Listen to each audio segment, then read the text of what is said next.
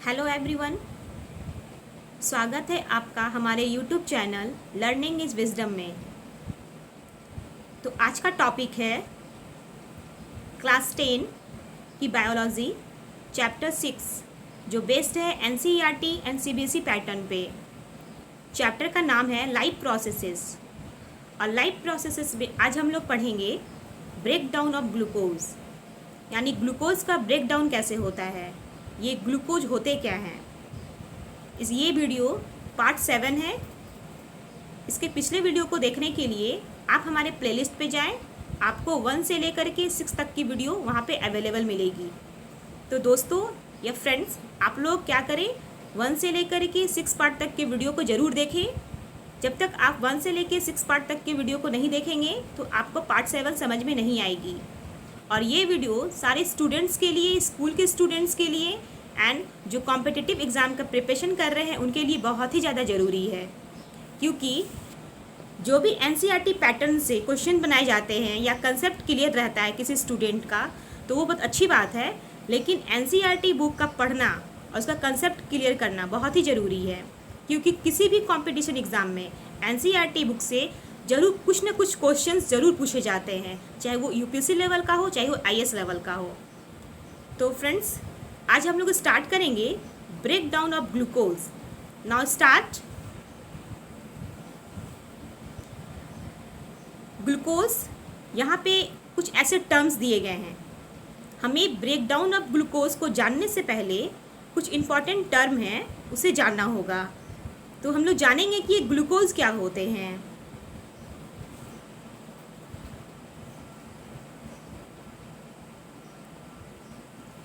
ये है ग्लूकोज।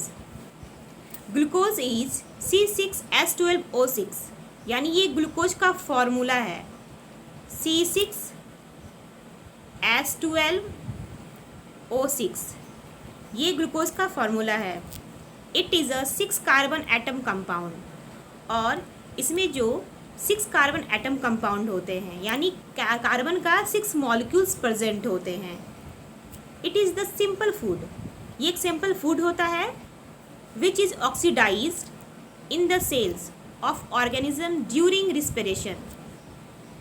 जब ऑर्गेनिजम्स रिस्पिरेशन करते हैं या रिस्पिरेशन करने के दौरान सेल्स में क्या होते हैं, ये सिंपल फूड का ऑक्सीडेशन होता है, ये ऑक्सीडाइज्ड होते हैं। तो यही है ग्लूकोज। आपको बस बेसिक याद रखना है कि ग्लूकोज का ये फार्मूला होता है C6H12O6, और ये 6 कार्बन एटम कंपाउंड का बना होता है, और ये एक सिंपल फूड है। और सेल्स के अंदर, यानी ऑर्गेनिजम्स के सेल के अंदर रिस्पिरेशन के दौरान इसका क्या होता है, ऑक्सीडेशन होता है, ये ऑक्सीडाइज करते हैं। नेक्स्ट है ग्लाइकोलाइसिस। नेक्स्ट टर्म है ग्लाइकोलाइसिस। ये ग्लाइकोलाइसिस होता क्या है, तो सबसे पहले जानेंगे glyco. Glyco stand for glucose and lysis stand for break, यानी ब्रेक होना, टूटना। The oxidation of glucose to pyruvic acid और पायरुवेट इज कॉल्ड ग्लाइकोलाइसिस। जब ग्लूकोज का ऑक्सीडेशन होता है तो ये क्या करते हैं, पायरुवेट एसिड में और पायरुवेट में क्या होते हैं, चेंज हो जाते हैं। तो इस प्रोसेस को क्या कहा जाता है, ग्लाइकोलाइसिस, यानी ग्लूकोज का टूटना, ग्लूकोज का ऑक्सीडेशन होना। ठीक है, तो उस प्रोसेस को क्या कहते हैं हम लोग, glycolysis. It occur in the cytoplasm of cell, और ये कहाँ पे होता है, सेल के साइटोप्लाज्म में। एंड नॉट इन माइटोकॉन्ड्रिया, ये माइटोकॉन्ड्रिया में नहीं होते हैं, ये सेल के साइटोप्लाज्म में होते हैं। यानी ये सारा जो प्रोसेस है ग्लूकोज का ऑक्सीडेशन, ठीक है, ये ग्लूकोज से जो पायरुवेट एसिड बना, ये जो प्रोसेस हुआ, ये साइटोप्लाज्म में होते हैं, माइटोकॉन्ड्रिया में नहीं होते हैं। The oxidation of glucose of pyruvic acid और pyruvate does not require oxygen. यहाँ पे जैसे कि ग्लूकोज से जो पायरुविक एसिड बना, तो पायरुविक एसिड से जो पायरुवेट जो भी प्रोडक्ट बनेगा, यानी पायरुवेट एसिड से जो भी प्रोडक्ट बनेगा, तो उसके लिए ऑक्सीजन का रिक्वायरमेंट कोई ज़रूरी नहीं है कि ऑक्सीजन ही चाहिए तभी पायरुविक एसिड न्यू प्रोडक्ट बनाएंगे। बस जो ग्लूकोज का ऑक्सीडेशन होता है, जब पायरुविक एसिड बनते हैं तब वो कहाँ बनते हैं, साइटोप्लाज्म में। ठीक है, लेकिन जब ग्लूकोज का ऑक्सीडेशन होने के बाद जो पायरुविक एसिड बनते हैं वो पायरुविक एसिड जब न्यू प्रोडक्ट बनाएंगे तो उसके लिए ऑक्सीजन की ज़रूरत नहीं होती है, कोई रिक्वायरमेंट नहीं होती है। 1 molecule of glucose on glycolysis produce 2 molecules of pyruvic acid। Glucose का जो 1 मॉलिक्यूल्स होते हैं, ठीक है, जब ये ग्लाइकोलाइसिस प्रोसेस के दौरान टूटते हैं तो ये क्या प्रोडक्ट बनाते हैं, ये 2 मॉलिक्यूल्स ऑफ पायरुविक एसिड बनाते हैं। The product of glycolysis is pyruvic acid. और ग्लाइकोलाइसिस का प्रोडक्ट क्या होता है, पायरुविक एसिड। यानी ग्लाइकोलाइसिस एक प्रोसेस है, ठीक है, जब ग्लूकोज का हम ऑक्सीडेशन करते हैं, यानी ग्लूकोज का 1 मॉलिक्यूल्स, ठीक है, 1 मॉलिक्यूल्स क्या करते हैं, जब टूटते हैं तो वो क्या बनाते हैं, पायरुविक एसिड का 2 मॉलिक्यूल्स बनाते हैं, ठीक है। तो ये जो प्रोसेस होता है ये होता है साइटोप्लाज्म के अंदर, ठीक है, और इस प्रोसेस को हम लोग बोलते हैं ग्लाइकोलाइसिस। Then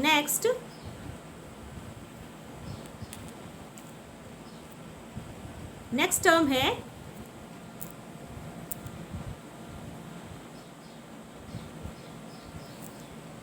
glyco. जैसे कि यहाँ पे लिखा हुआ है ग्लाइको, तो glyco means glucose and lysis means break, यानी ग्लूकोज का ब्रेक होना। Glycolysis is the pathway of breaking down glucose molecules and first step of cellular respiration. तो ग्लाइकोलाइसिस में क्या होता है, यानी ग्लाइकोलाइसिस एक ऐसा पाथवे है जिसमें क्या होता है, ग्लूकोज का ब्रेक डाउन होता है। द ग्लूकोज के जो मॉलिक्यूल्स हैं उनका टूटना, यानी ग्लूकोज के जो मॉलिक्यूल्स हैं वो टूट करके न्यू प्रोडक्ट बनाते हैं। तो ये एक पाथवे है, ठीक है, ग्लाइकोलाइसिस एक पाथवे है जिसमें ग्लूकोज के मॉलिक्यूल्स का ब्रेक डाउन होता है और ये सेलुलर रिस्पिरेशन का फर्स्ट स्टेप है।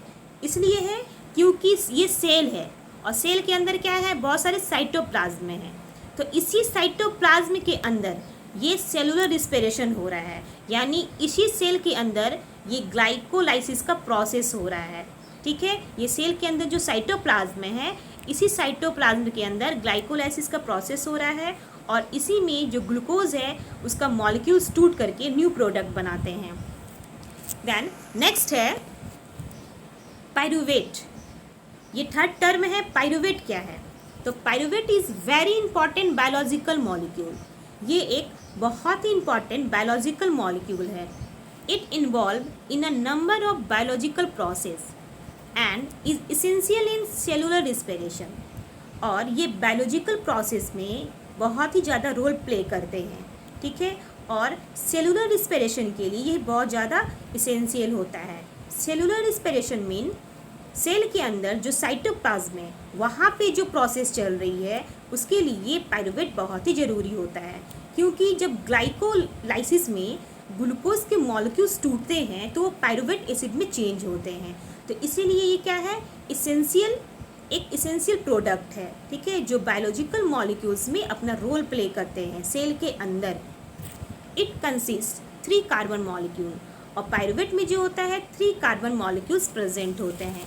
पायरुवेट का जो फॉर्मूला होता है वो होता है जैसे CS3, ठीक है, इसके बाद C, इसके बाद COOH, ठीक है, और इसके साथ कीटोन ग्रुप प्रेजेंट हो जाते हैं, यानी 3 मॉलिक्यूल्स। तो कौन सा मॉलिक्यूल्स, 3 कार्बन मॉलिक्यूल्स, यानी ये एक कार्बन मॉलिक्यूल, ये दूसरा कार्बन मॉलिक्यूल, ये तीसरा कार्बन मॉलिक्यूल। यानी हमें क्या पता चला कि पायरुवेट का 3 कार्बन मॉलिक्यूल्स हैं, ठीक है। It is also pyruvic acid, और हम लोग पायरुवेट को क्या कह सकते हैं, pyruvic acid. You can say pyruvic acid. It is ketone carboxylic acid, ठीक है, जैसे कि COOH, ये कार्बोक्सिलिक एसिड का फॉर्मूला होता है। जब C के साथ डबल बॉन्ड हो और उसके साथ O ग्रुप जुड़ा हो तो उसे कीटोन ग्रुप कहते हैं, यानी हम इसे कीटोन कार्बोक्सिलिक एसिड के नाम से भी जानते हैं। तो आप लोग ये तीनों टर्म्स समझ गए होंगे, ग्लूकोज, ग्लाइकोलाइसिस एंड पायरुवेट। ये 3 टर्म्स जो हैं वो रिस्पिरेशन के दौरान बहुत ही अपना रोल प्ले करते हैं, बहुत इम्पॉर्टेंट रोल प्ले करते हैं। आगे हम लोग पढ़ेंगे रिस्पिरेशन का टाइप, और इस टाइप में ये तीनों का अपना अलग अलग क्या होता है, रोल होता है। Then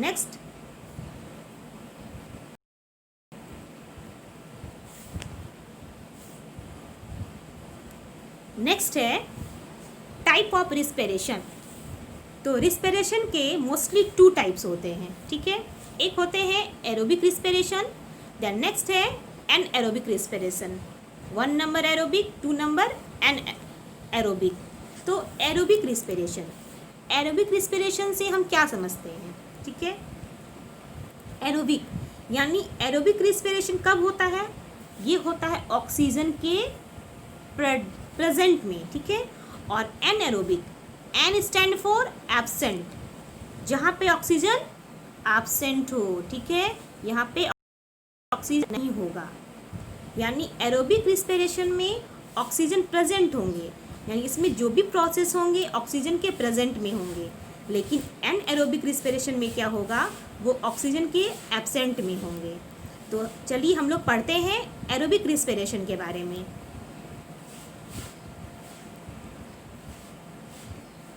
Aerobic respiration. The respiration takes place in the presence of oxygen is called aerobic respiration. यानी कि ये रिस्पिरेशन एक ऐसा प्रोसेस है, यानी एरोबिक रिस्पिरेशन एक ऐसा प्रोसेस है जो ऑक्सीजन के प्रेजेंस में होता है, तो उसे हम क्या कहते हैं, एरोबिक रिस्पिरेशन। अब इसमें होता क्या है, during this food means glucose broken down into CO2, O2 and energy in the presence of oxygen। तो इस दौरान क्या होता है, जब फूड यानी ग्लूकोज का ब्रेक डाउन होता है तो वो प्रोडक्ट में क्या बनते हैं, CO2 plus O2 plus energy, ठीक है। तो यहाँ पे जो ग्लूकोज का ब्रेक डाउन हुआ किसके प्रेजेंस में, ऑक्सीजन के प्रेजेंस में, तो प्रोडक्ट के फॉर्म में क्या मिला, CO2 मिला एंड एनर्जी। यहाँ पे लगता है O2 नहीं होंगे, यहाँ पे होंगे H2O, क्योंकि ऑक्सीजन के प्रेजेंस में ना निकल रहे हैं तो यहाँ पे वाटर निकलेगा, क्योंकि ये प्रोसेस तो ऑक्सीजन के प्रेजेंस में हो रहा है। तो प्रोडक्ट में तो ऑक्सीजन नहीं निकलेंगे, प्रोडक्ट में क्या निकलेंगे, CO2 निकलेंगे, H2 होगा। यहाँ पे H टाइप होना छूट गया था, तो यहाँ पे H2O आप लोग याद रखेंगे। यहाँ पे CO2 H2O एंड एनर्जी, ये होगा प्रोडक्ट के रूप में जब ग्लूकोज का ब्रेक डाउन होगा ऑक्सीजन के प्रेजेंस में, ठीक है। किस प्रोसेस में, एरोबिक रिस्पिरेशन में। The energy release in the process is stored in the form of ATP। तो इसमें जो एनर्जी निकलेंगे, यानी ये जो एनर्जी निकला, ये एनर्जी हाई कंटेंट में निकलेंगे, यानी ATP के फॉर्म में निकलेंगे, ठीक है। ATP का फुल फॉर्म होता है एडिनोसाइन एंड ट्राइफॉस्फेट, ठीक है। तो ATP जानने के लिए आपको हमारे पिछले वीडियो को पढ़ना पड़ेगा, उसमें हमने ATP और ADP के बारे में डिटेल से बताया है, ठीक है फ्रेंड्स। तो नेक्स्ट है ये इक्वेशन है एरोबिक रिस्पिरेशन का इक्वेशन। जैसे कि हमने बताया था ग्लूकोज में कि ये ग्लूकोज है, ठीक है। ग्लूकोज क्या हो रहा है, पाइरुवेट में चेंज हो रहा है। तो किस में हो रहा है, सेल के अंदर जो साइटोप्लाज्म है, ठीक है। जब ग्लूकोज का पाइरुवेट में चेंज होता है तो ये प्रोसेस क्या कहलाता है, ग्लाइकोलाइसिस। और ये प्रोसेस हो कहाँ रहा है, साइटोप्लाज्म में। तो कैसे हो रहा है, तो ग्लूकोज का जो 1 मॉलिक्यूल्स है वो पाइरुवेट में चेंज हो करके पाइरुवेट का 2 मॉलिक्यूल्स बना दिए, ठीक है। देन नेक्स्ट, अब ये जो पाइरुवेट है, अब ये पाइरुवेट क्या होंगे, ये फिर न्यू प्रोडक्ट बनाएंगे, ठीक है। तो ये पाइरुवेट क्या करेंगे, माइटोकॉन्ड्रिया में, जहाँ पे क्या प्रेजेंट है, ऑक्सीजन, ठीक है। तो वहाँ पे पाइरुवेट क्या करेंगे, न्यू प्रोडक्ट बनाएंगे। तो क्या बनाएंगे, CO2 बनाएंगे, H2O बनाएंगे एंड एनर्जी बनाएंगे। अभी हमने बताया कि ग्लूकोज का जो प्रोडक्ट बनता है, ठीक है, ऑक्सीजन के प्रेजेंट में, तो CO2 निकलते हैं, H2O निकलते हैं एंड एनर्जी निकलते हैं। एनर्जी ATP के फॉर्म में रहता है, ठीक है। और ATP में क्या होता है, हाई एनर्जी कंटेंट रहता है। तो ये है इक्वेशन एरोबिक रिस्पिरेशन का।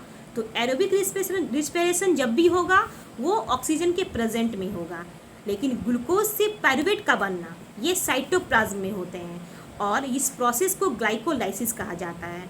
तो ये ग्लूकोज के जो एक मॉलिक्यूल्स हैं वो पायरुवेट के 2 मॉलिक्यूल्स में चेंज हो जाएंगे। देन जो पायरुवेट निकला प्रोडक्ट के रूप में, फिर ये पायरुवेट माइटोकॉन्ड्रिया में ऑक्सीजन के प्रेजेंट में क्या प्रोडक्ट बनाएंगे, CO2, H2O and high energy. ठीक है। देन नेक्स्ट है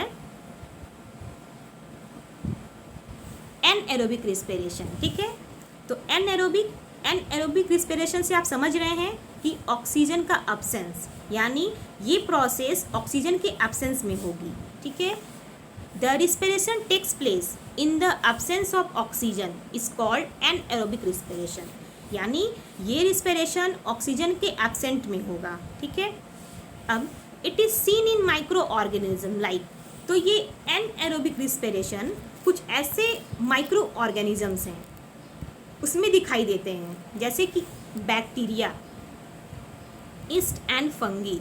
ये तीनों माइक्रो ऑर्गेनिजम्स हैं। इसे देखने के लिए माइक्रोस्कोप की ज़रूरत पड़ती है। ठीक है। हम इसे खुले आँख से या नेकेड आई से नहीं देख सकते हैं।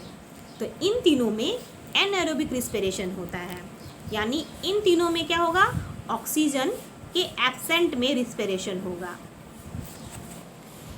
इन anaerobic respiration the micro organisms like yeast, ठीक है, तो यहाँ हम ईस्ट की बात करेंगे, ब्रेक डाउन ग्लूकोज यानी food into ethanol and CO2 and release little energy. जब यहाँ पे ईस्ट जो है, ईस्ट में जो ग्लूकोज है उसका जो ब्रेक डाउन होगा, ग्लूकोज क्या है, किस फॉर्म में, फूड के फॉर्म में है। जब ईस्ट में ग्लूकोज का ब्रेक डाउन होता है तो प्रोडक्ट के रूप में क्या निकालते हैं, इथेनॉल निकालते हैं, CO2 एंड लिटिल एनर्जी। यहाँ पे ATP तो निकल रहे हैं लेकिन वो लिटिल एनर्जी के फॉर्म में, यानी यहाँ पे हाई एनर्जी नहीं निकल रहे हैं, यहाँ पे एनर्जी कम निकल रहे हैं। ठीक है। क्यों? क्योंकि यहाँ पे जो ग्लूकोज का ब्रेक डाउन हो रहा है वो ऑक्सीजन के एब्सेंट में हो रहा है।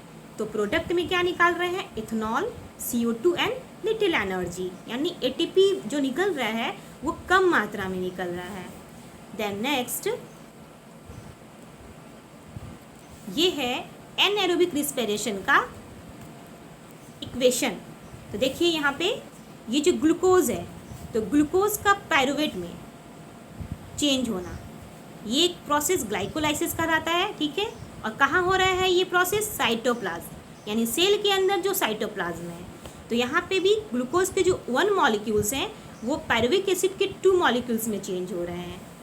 तो यहाँ पे हमने दोस्तों पाया कि aerobic respiration and anaerobic respiration में ग्लूकोज से पायरुवेट का चेंज होना, ठीक है, यानी ग्लाइकोलाइसिस प्रोसेस दोनों में सेम हो रहे हैं और दोनों का कहाँ है प्लेस, साइटोप्लाज्म, यानी दोनों का जो स्थान है वो साइटोप्लाज्म है और ग्लाइकोलाइसिस दोनों प्रोसेस में हो रहे हैं, यानी कि ये वाला प्रोसेस दोनों में क्या है, सेम है। बट जब ग्लूकोज से पायरुवेट बना उसके बाद जो प्रोडक्ट बना तो वो अलग है। तो यहाँ पे क्या होगा, जो उस समय क्या थे, एरोबिक रिस्पिरेशन में हमने क्या बताया था कि जो पायरुवेट है वहाँ पे माइटोकॉन्ड्रिया में क्या थे, ऑक्सीजन प्रेजेंट थे, लेकिन यहाँ पे जो ऑक्सीजन होगा वो अब्सेंस होगा। यहाँ पे हमने ऑक्सीजन एब्सेंट नहीं किया है। ठीक है। यहाँ पे टाइप होना छूट गया था। तो ये पायरुवेट जो है, ये पायरुवेट से जो प्रोडक्ट निकलेगा तो ये क्या निकलेगा, इथेनॉल। ये इथेनॉल का फॉर्मूला है C2H5OH plus CO2 plus energy. तो एनर्जी ATP के फॉर्म में तो है लेकिन लिटिल एनर्जी है, लेकिन कम एनर्जी है। तो हमने यहाँ क्या पाया कि ग्लूकोज से पायरुवेट बना, पायरुवेट से जब पायरुवेट से प्रोसेस स्टार्ट हुआ, किसमें हुआ, माइटोकॉन्ड्रिया में। तो माइटोकॉन्ड्रिया में ऑक्सीजन है लेकिन एब्सेंट है। ठीक है। ऑक्सीजन क्या है, एब्सेंट है। लेकिन एरोबिक रिस्पिरेशन में क्या था कि माइटोकॉन्ड्रिया में ऑक्सीजन प्रेजेंट थे, तब हमें प्रोडक्ट के रूप में CO2, H2O और हाई एनर्जी मिला था। लेकिन एनएरोबिक रिस्पिरेशन में क्या हो रहा है कि पायरुवेट जब माइटोकॉन्ड्रिया में हो रहा है पायरुवेट का प्रोसेस, तो वहाँ पे ऑक्सीजन क्या है, एब्सेंट है, ऑक्सीजन एब्सेंट है, आपको याद रखना पड़ेगा, ऑक्सीजन एब्सेंट है, ठीक है। तो यहाँ पे क्या प्रोडक्ट में बनेगा, C2H5OH, यानी ये इथेनॉल बनेगा, CO2 बनेगा एंड लिटिल एनर्जी। अभी अभी हमने थ्योरी में बताया कि ये प्रोसेस जो हो रहा है ईस्ट में हो रहा है। ईस्ट एक माइक्रो ऑर्गेनिजम्स है, तो ईस्ट में जो ये प्रोसेस होगा तो ये ऑक्सीजन के एब्सेंट में होगा, ठीक है। देन नेक्स्ट,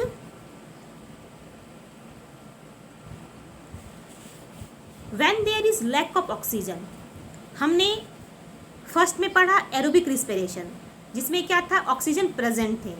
देन नेक्स्ट पढ़ा एनएरोबिक रिस्पिरेशन, जिसमें ऑक्सीजन क्या थे, एब्सेंट थे। लेकिन जब ऑक्सीजन की कमी होगी, यानी लैक ऑफ ऑक्सीजन, तब क्या होगा, when there is lack of oxygen, क्योंकि यहाँ पे 3 टर्म्स हैं, ऑक्सीजन का होना, ऑक्सीजन का नहीं होना और ऑक्सीजन का होना बट कम होना, कमी होना, यानी वहाँ पे ऑक्सीजन है बट बहुत कम है। तो उस परिस्थिति में, उस स्थिति में, उस सिचुएशन में क्या होगा, तो lack of oxygen, lactic acid is in product in muscle cells of animal and human beings.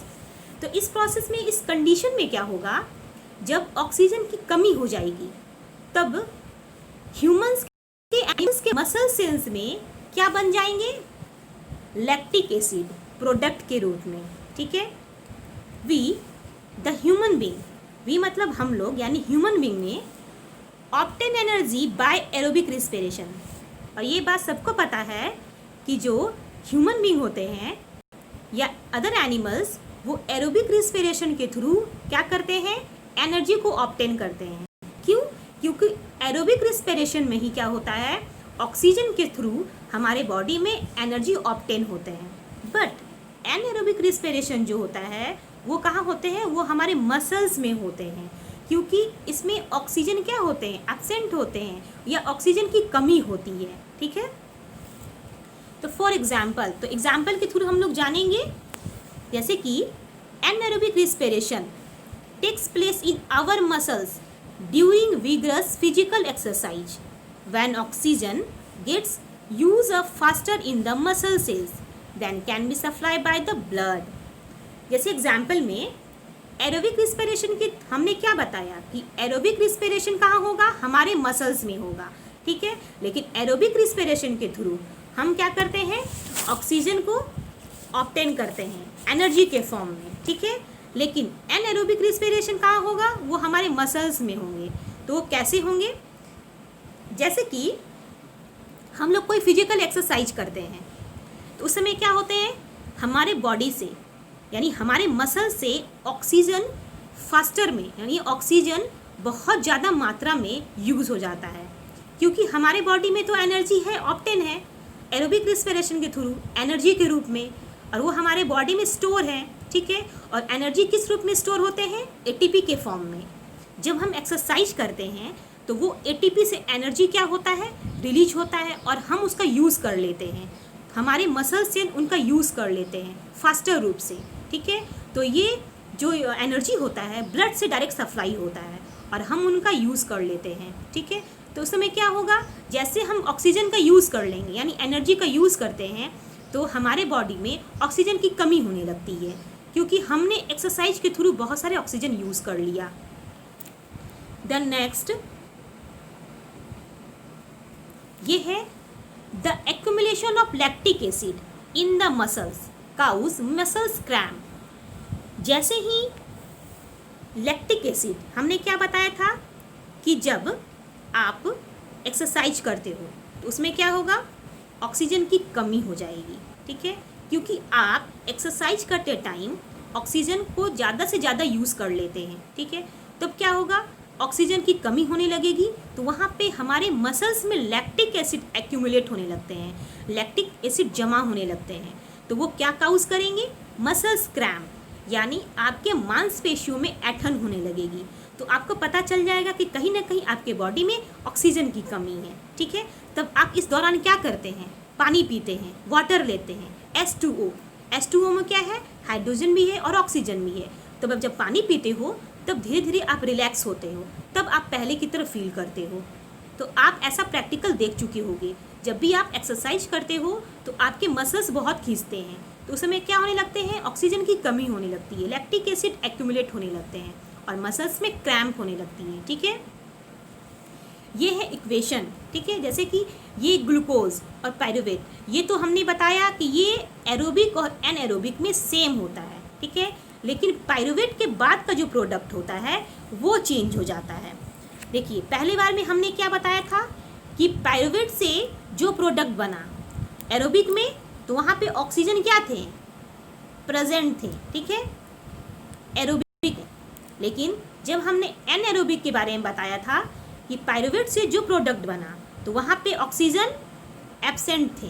ठीक है, लेकिन जब हम यहाँ पढ़ेंगे थर्ड टर्म्स जिसमें क्या होता है, लैक ऑफ ऑक्सीजन, तो उसमें पायरुवेट से क्या प्रोडक्ट बनेंगे, तो वहाँ पे होगा एब्सेंट ऑफ ऑक्सीजन। ठीक है, लैक होगा। ठीक है, ऑक्सीजन वहाँ पे नहीं रहेंगे, तो क्या बनेंगे प्रोडक्ट के रूप में, लैक्टिक एसिड और एटीपी तो बनेंगे लेकिन लेस एनर्जी। ठीक है, तो लैक्टिक एसिड हमने कब बताया था, जब आपके बॉडी में ऑक्सीजन की कमी होगी। तो यहाँ कैसे होगा, तो ये एनिमल्स के मसल सेल में होंगे, मसल्स टिश्यू, एंड ह्यूमन के मसल्स टिश्यू में होंगे। ठीक है, देन नेक्स्ट है, ये है दो पर्सन, ये एक्सरसाइज कर रहे हैं, तो आप यहाँ देख रहे होंगे कि ये O2, ये O2 देखिए क्या हो रहा है, एक्सरसाइज के थ्रू ये O2 का यूज़ कर रहे हैं एनर्जी के रूप में। ठीक है, और ये हमने बता चुका है कि aerobic respiration takes place in our muscles during heavy workout और physical exercise when O2 gets up faster in the muscle cells that can be supply by the blood. जब आप क्या करते हो, वर्कआउट करते हो या फिजिकल एक्सरसाइज करते हो, तो हमारे मसल सेल से क्या होता है, O2 मसल सेल्स में यूज़ हो जाता है। ठीक है, और ये O2 कहाँ से सप्लाई होता है, हमारे ब्लड से। तो ये प्रोसेस एनएरोबिक रिस्पिरेशन में होता है। एनएरोबिक रिस्पिरेशन यानी उसमें ऑक्सीजन की कमी होने लगेगी। ठीक है, देन नेक्स्ट है, ये है break down of glucose by various pathway. हमने एरोबिक और एनएरोबिक के बारे में बताया, जिसमें ऑक्सीजन प्रेजेंट होते हैं, एनएरोबिक में ऑक्सीजन एब्सेंट होते हैं और ऑक्सीजन लैक होते हैं, लैक ऑफ ऑक्सीजन। यानी ये 3 टर्म्स हैं। ये 3 टर्म्स में क्या होता है, ग्लूकोज का ब्रेक डाउन होता है। जैसे कि हमने बताया था, ये एक पाथवे है। ठीक है, ये टोटल क्या है, एक पाथवे है। ठीक है, और इसी पाथवे में क्या होता है, यानी पाथवे के दौरान ग्लूकोज का ब्रेक डाउन होता है। तो हमने ये प्रोसेस जो बताया, ये प्रोसेस एरोबिक और एनएरोबिक में सेम होता है। ठीक है, अब देखिए, ये पायरुवेट हमने बताया था कि जब ऑक्सीजन प्रेजेंट होंगे, यानी ये वाला प्रोसेस क्या है, एरोबिक रिस्पिरेशन। जब ऑक्सीजन प्रेजेंट होंगे तो पायरुवेट में कौन सा प्रोडक्ट निकलेगा, CO2, वाटर एंड एनर्जी। ठीक है, यहाँ पे जो एनर्जी निकलेंगे वो हाई एनर्जी निकलेंगे। देन नेक्स्ट है, हमने क्या बताया था, एनएरोबिक रिस्पिरेशन, जहाँ पे एब्सेंस ऑफ ऑक्सीजन होगा, तो वहाँ पे होगा किस ऑर्गेनिज्म में, ईस्ट में देखा गया था। तो बाय प्रोडक्ट क्या निकलेंगे, ethanol, carbon dioxide and energy. तो यहाँ पे एनर्जी, लिटिल एनर्जी या लेस एनर्जी निकलेंगे। ठीक है, देन नेक्स्ट था लैक ऑफ ऑक्सीजन। तो जब ऑक्सीजन की कमी हो जाएगी तो ये कहाँ होंगे, हमारे मसल सेल में। ठीक है, ह्यूमंस मसल सेल में या एनिमल्स के मसल सेल में। तो बाय प्रोडक्ट क्या निकलेंगे, लैक्टिक एसिड और एनर्जी, और यहाँ भी एनर्जी क्या होंगे, लेस एनर्जी निकलेंगे। ठीक है, तो ये पाथवे है, हमने जो भी पढ़ा तो इसका ये पाथवे है। आप इस पाथवे के थ्रू भी इजी तरीके से समझ सकते हैं।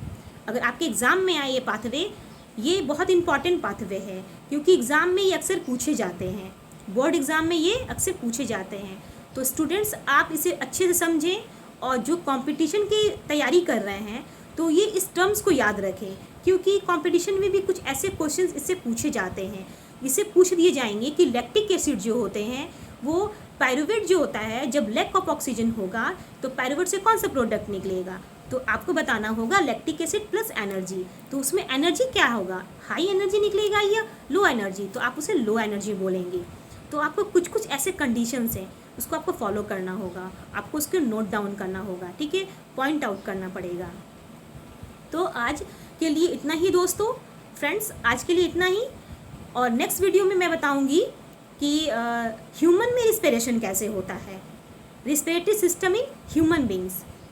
तो आज के लिए इतना ही, और आप लोग हमारे वीडियो को अंत तक देखें और समझने की कोशिश करें, ठीक है। मुझे लगता है या मुझे आशा है कि आपको ये वीडियो ज़रूर समझ में आएगी, क्योंकि मैंने कुछ ऐसा हैवी लैंग्वेज में तो यूज़ किया नहीं है, हमने इजी कंसेप्ट में बताया है ताकि स्टूडेंट्स को या बहुत सारे जो कॉम्पिटिटर हैं उनको समझ में आ जाए, ठीक है। तो आज के लिए इतना ही। Thank you so much.